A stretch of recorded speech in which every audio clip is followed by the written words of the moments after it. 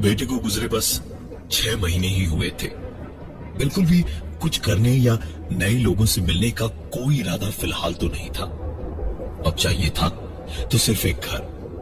पंकज ने इंटरनेट पर भी ढूंढा तो एक प्यारा सा घर मिला, जिसकी कीमत भी ठीक ठाक ही थी। एक दिन तय हुआ और दोनों बड़ी उम्मीदें लिए वहां शिफ्ट हुए। गैस वगैरह के कनेक्शन के लिए वक्त लगेगा और कुछ भी अनपैक करने का फिलहाल दिल नहीं था, तो दोनों ने बाहर ही उस दिन खाना बेहतर समझा। रेस्टोरेंट वहां से काफी दूर था। दोनों वहां पहुंचे और दरवाजा खोलकर अंदर बैठे ही थे। जब जरा नजर चारों ओर दौड़ाई तो समझ आया कि किसी के भी चेहरे पर हंसी या मुस्कुराहट नहीं थी। सबके सब अजीब सा मुंह बनाए बैठे थे। पूरा माहौल जैसे मातम से भरा था। ऑर्डर लेने वाला वेटर आया तो वो शायद पहला था जिसके चेहरे पर मुस्कुराहट दिखी। आकर उसने ऑर्डर लिया और सब लिखकर पूछा, आप यहां घूमने आए हैं? पंकज ने बताया कि नहीं, वो यहां नए शिफ्ट हुए हैं और पहाड़ी की मोड़ वाले मकान में ही रहते हैं। पंकज की बात सुनकर उस वेटर के चेहरे की मुस्कुराहट जरा बदल सी गई। पंकज और रोशनी ने ज्यादा ध्यान नहीं दिया। अब यहीं रहना था तो ऐसी छोटी मोटी बातों से परेशान होने का कोई मतलब नहीं था। दोनों खाना खाकर वापस घर को निकले तो वैसा ही एक सन्नाटा गाड़ी के अंदर भी था। गाड़ी घर के साथ में बने हुए गराज में लगाकर पंकज जब तक आता तब तक रोशनी उतरकर दरवाजे का ताला खोलने आगे निकल आई, लेकिन घर की ओर बढ़े इससे पहले ही उसकी नजर पड़ी ऊपर वाले कमरे पर, जहां की बत्ती रोशनी की आंखों के सामने ऑन हुई और फिर ऑफ। रोशनी बिल्कुल वहीं की वहीं बर्फ की सिल्ली की तरह जमकर रह गई। उस कमरे की लाइट दोबारा जली और फिर से बुझ गई। रोशनी ने दरवाजा खोला और तुरंत दौड़ी और ऊपर के कमरे में पहुंची, लेकिन कमरे में पहुंच के अंधेरे में ही देखा तो सब कुछ ठीक था। खिड़की तो बाहर से आती हल्की रोशनी में बंद ही दिख रही थी। रोशनी ने कमरे की लाइट जलाई तो देखा कहानी कुछ और ही थी। खिड़की दरअसल खुली हुई थी। रोशनी ने आगे बढ़ के खिड़की बंद की और पर्दे खींचे, और जब वो पलटी तो एक आवाज उसे साफ साफ सुनाई दी।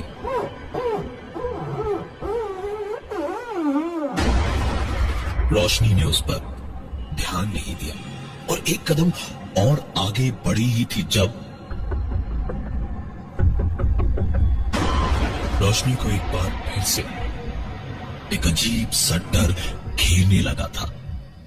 रोशनी खिड़की पर से आती आवाज सुनकर पीछे पलटी और खिड़की का पर्दा हटाया तो उसकी चीख निकल गई, क्योंकि खिड़की पर जमी भाग पर किसी ने उंगलियों से लिखा था, मैं यही हूं। जिसे देखकर रोशनी चीख कर बेहोश हो गई और उसके बाद रोशनी की चीख सुनकर पंकज भागा भागा आया और आकर रोशनी को उठाकर बेडरूम तक ले गया। वहां उसे पलंग पर लेटाकर पानी के छींटे मारकर जगाया तो रोशनी ने रोते रोते पूरी बात बताई। रोशनी को संभालना बेहद मुश्किल हो रहा था। वो एक भी पल वहां रुकने को तैयार नहीं थी। पंकज ने उसे बहुत प्यार से माथे पर हाथ फिराते हुए समझाया और कहा, रोशनी, खाली घर शैतान का घर होता है। अब हम आ गए हैं ना, सब कुछ ठीक हो जाएगा। हम यहां होंगे तो बाकी सब अपने अपने रास्ते चले जाएंगे ना। लेकिन पंकज की बात खत्म ही हुई थी जब अचानक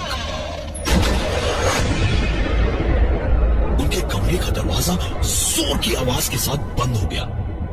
पंकज और रोशनी की तो जान जैसे धुआं बनकर डर की आग में जली जा रही थी। लेकिन पंकज को रोशनी का ख्याल अपने खौफ से कहीं ज्यादा था। वो उठा और दरवाजे को खोलने की कोशिश करने लगा और जरा सी कोशिश के बाद ही दरवाजा तो खुला, लेकिन बगल वाले कमरे का दरवाजा बंद होने की जोर से आवाज आई। पंकज के सर पे अब थोड़ा गुस्सा सवार हो रहा था। पंकज उस दरवाजे की ओर बढ़ा ही था कि दरवाजे की घंटी बजी। पंकज ने पहले तो उस दरवाजे की ओर बढ़ते अपने कदम रोके नहीं, जो दरवाजा अपने आप बंद हुआ था। लेकिन फिर जब दरवाजे की घंटी बजती ही रही तो पंकज ने रोशनी को भी साथ आने का इशारा किया और उसे साथ लेकर दरवाजे तक गया। दरवाजा खोलकर देखा तो सामने एक थोड़े से उम्र दराज पति पत्नी सामने खड़े थे। उन्होंने बताया कि वो कुछ दूरी पर पहाड़ी के ऊपर जाने वाले रास्ते पर रहते हैं और पंकज और रोशनी के सबसे करीबी पड़ोसी भी हैं। बैठे बैठे बातें होने लगी तो पंकज और रोशनी को एक के बाद एक झटके लगने लगे, क्योंकि उस आदमी का कहना था ये मकान कई सालों से खाली पड़ा था। अच्छा हुआ कोई इंसान रहने आया यहाँ, वरना यहाँ तो भूतों का ही डेरा है। कई साल पहले दरअसल यहाँ एक परिवार रहने आया था, लेकिन वो लोग इंसान नहीं हैवान थे।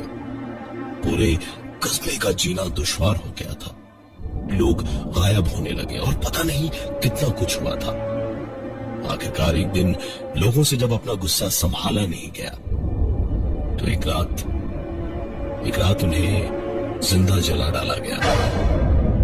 इतनी कहानी सुनते सुनते अचानक जब वो आदमी चुप हुआ तो पंकज और रोशनी को एहसास हुआ जैसे अचानक उनकी गर्दन से नीचे कमर तक पूरी रीढ़ की हड्डी पर जैसे चींटियां रेंग रही थी। इतनी कहानी सुनाने के बाद दोनों मियां बीवी अपने घर जाने को उठे तो पंकज और रोशनी दरवाजे तक उन्हें छोड़ने गए और दरवाजा बंद करके जब एक दूसरे को घबराई निगाहों से देख ही रहे थे कि नजर टेबल पर पड़ी, जहां एक कागज का टुकड़ा पड़ा था। उस कागज के टुकड़े पर लिखी बात को देखकर दोनों को याद आया कि उस आदमी के साथ आई औरत बार बार कुछ बताना चाह रही थी, लेकिन उसका पति उसे बोलने ही नहीं दे रहा था। उस कागज पर लिखा था, यहां से चले जाओ, यहां कुछ भी दिखे सुनाई दे उस पर यकीन मत करना। पंकज और रोशनी एक बार वो कागज का टुकड़ा देखते तो एक बार एक दूसरे को देखते। पंकज ने वो कागज का टुकड़ा अपने हाथों में ही पकड़ा हुआ था जब एक साथ कई सारे लोगों के बातें करने की आवाजें आने लगी और जब घर में सिर्फ पंकज और रोशनी ही थे तो इतने लोगों की बातें करने की आवाज का आना अब इस घर की कहानी को सुनने के बाद अजीब तो बिल्कुल भी नहीं था, सिर्फ और सिर्फ डरावना था। पंकज और रोशनी के पसीने छूट रहे थे। डर के मारे ठंड उन्हें कुछ ज्यादा लगने लगी थी। पंकज ने रोशनी को वहीं दरवाजे के पास रुकने का इशारा किया और खुद दबे कदमों से जिधर से आवाजें आ रही थी उस तरफ जाने लगा और उस कमरे के दरवाजे को खोलते ही पंकज के घर के अंदर इस कमरे में इस वक्त तकरीबन 8 से 9 लोग थे और अजीब बात यह थी कि न कोई हिल रहा था, न बोल रहा था, पर आवाजें आवाजें लोगों की चहल पहल की आ रही थी। पंकज के कदम वहीं पर जमकर रह गए। पता नहीं उसके दिमाग में क्या आया कि हाथ में पकड़ी उस औरत की छोड़ी हुई पर्ची उसने एकदम से फाड़ने को उठाई और उठाते ही सारी की सारी आवाजें रुक गई। वो सारे के सारे लोग जो कमरे में दिख रहे थे, सब के सब पंकज की ओर पलटकर खड़े हो गए। पंकज की जान सूखकर गली में अटक गई। सब के सब पंकज की ओर आने लगे। कमरे की लाइट अचानक से ऑफ हो गई और पंकज ऐसे फंस गया जैसे जाल में कोई मछली फंसती है। एक पल को तो पंकज वैसे का वैसा खड़ा रहा, लेकिन फिर तुरंत पूरी दीवार पर अंदाजे से इधर उधर हाथ मारकर लाइट का स्विच ढूंढने लगा। उसके लाइट के स्विच को ढूंढते ढूंढते किसी ने जैसे एक झटके से पंकज का हाथ पकड़ के दीवार की ओर जोर से उसे खींचा। पंकज दीवार से किसी छिपकली जैसा चिपक गया। पंकज ने अपनी दीवार से चिपके हुए कान से साफ साफ दीवार से आती एक आवाज को सुना, यहां से चले जाओ, ये घर तुम्हारा नहीं है। और इस बात के खत्म होते ही कमरे की बत्ती ऑन हुई और पंकज ने खुद को दीवार से छुड़ाकर पूरे कमरे को घूमकर देखा तो पूरा कमरा, जहां थोड़ी देर पहले इतने लोग थे, वो कमरा अब खाली पड़ा था। पंकज वहां से निकल के बाहर भागा तो देखा सामने दरवाजे के पास रोशनी अपनी आखिरी सांसें गिन रही थी। दरवाजे से जितनी दूरी पर रोशनी पड़ी हुई थी, वहां तक खून की एक लकीर ऐसे बनी हुई थी जैसे उसे वहां तक घसीटा गया था। पंकज भागता हुआ आया और रोशनी का सर अपने गोद में रखकर किसी तरह उसे ठीक करने की कोशिश करने लगा। जब रोशनी ने अपने आखिरी अल्फाज कहे, यहाँ जो भी दिखाई दे या सुनाई दे, उस पर यकीन मत करना। और एक आखिरी सांस लेकर रोशनी पंकज को इस दुनिया में हमेशा हमेशा के लिए अकेला छोड़कर चली गई। पंकज वहीं बैठा हुआ माथा पकड़े रोशनी का सर अपनी गोद में रख के किसी बच्चे की तरह सिसक सिसक के रोई जा रहा था जब अचानक से उसे एक आवाज सुनाई दी, पापा मैं यहाँ हूँ, पापा मैं यहाँ हूँ, रो मत पापा प्लीज, रो मत पापा, रो मत पापा मैं यहाँ हूँ, रो मत पापा प्लीज, रो मत पापा प्लीज।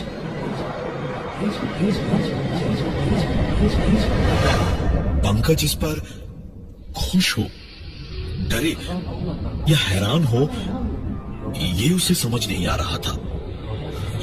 ये आवाज बार बार आई जा रही थी।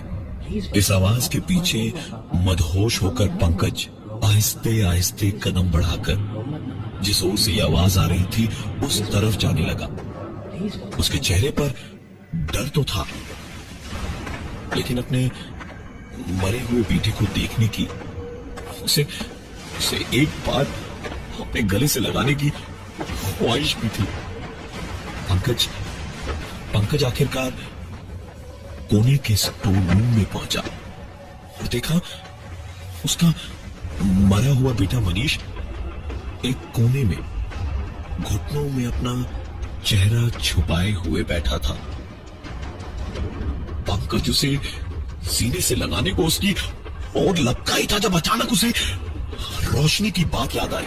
जो भी दिखाई दे या सुनाई दे, उस पर यकीन मत करना। पंकज ने मनीष पर अपनी नजरें रखे हुए अपने कदम पीछे बढ़ाए और देखता गया कि कैसे उसके पीछे हटते हुए कदमों के साथ साथ मनीष अपना चेहरा घुटनों से निकालकर मुस्कुराता हुआ पंकज को सिर्फ देखता ही रहा।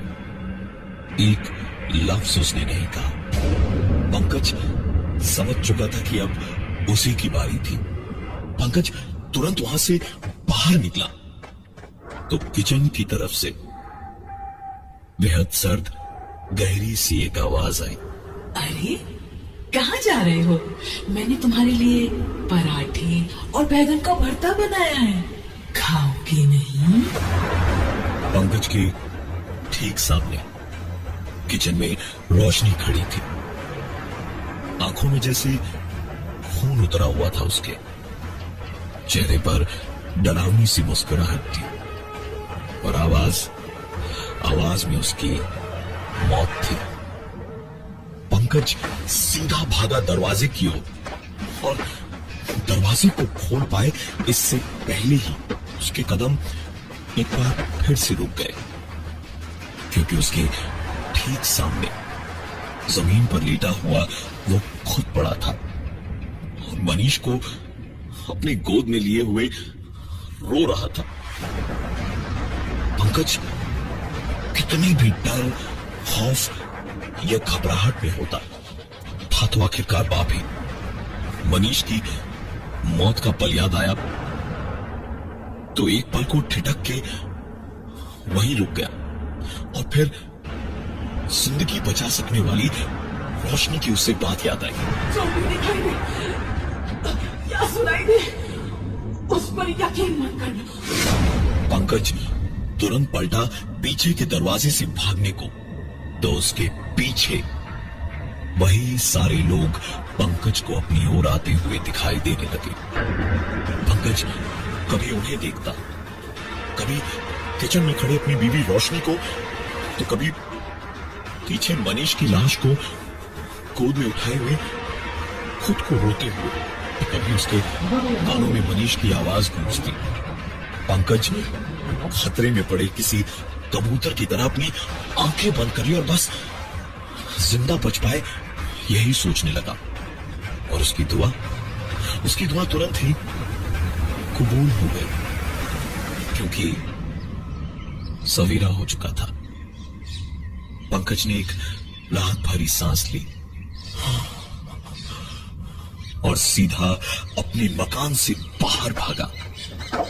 लेकिन बाहर कदम रखते ही उसने देखा कि मकान के बाहर नहीं बल्कि वो घर के ही एक दूसरे कमरे में घुसा था और अभी सवेरा नहीं हुआ, बस वही काली अंधेरी रात थी। और एक आखिरी बार उसने सुना, यहाँ जो भी दिखाई दे या सुनाई दे, उस पर यकीन मत करना। वो सारे के सारे लोग पंकज की ओर अभी भी आ रहे थे और एक कोने में रोशनी और मनीष पंकज को देखकर बस रो ही जा रहे थे।